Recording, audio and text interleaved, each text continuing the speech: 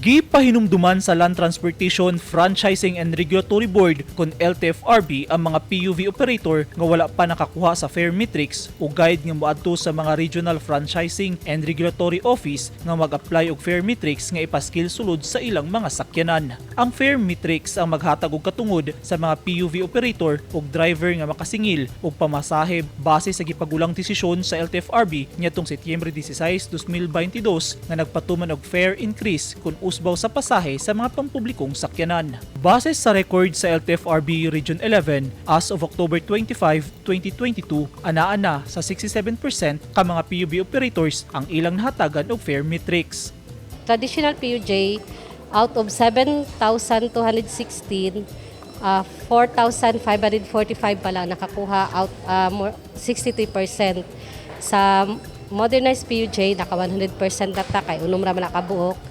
Sa provincial bus, nanatay 75%, from 847, 639 units pala nakakuha. Sa taxi, out of 5,179, 3,738 pala nakakuha or 72%. Matud sa ahensya nga dili makasingil ang PUV operator o driver og mas taas nga pamasahe kung walay taripa nga gikan gyud mismo sa LTFRB nga nakapaskil sulod sa ilang unit nga makit-an sa ilang sakay nga mga pasahero. Posible sab nga masilutan ang bisan kinsa man nga makasupak sa kamanduan o pulisiya sa LTFRB.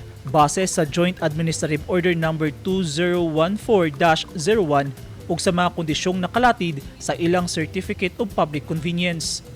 For failure to post or display this fare matrix, na sila penalty na 5,000 as per JAW. Pahimangno sa mga pasahero, wala gitugutan sa ahensya ang mga PUV operator o driver nga maningil og taas nga pamasahe kung walay fare matrix ang gisakyan nga PUV. It's a violation, so dili pwede na maningil na wala tay fare matrix na gipakita kay nakabutang gina sa to ang fare guide, no.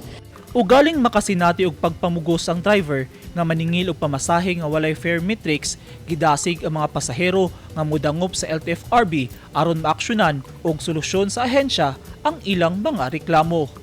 Eugene Hinutan, Newsline Philippines, Davao Region. Stay safe.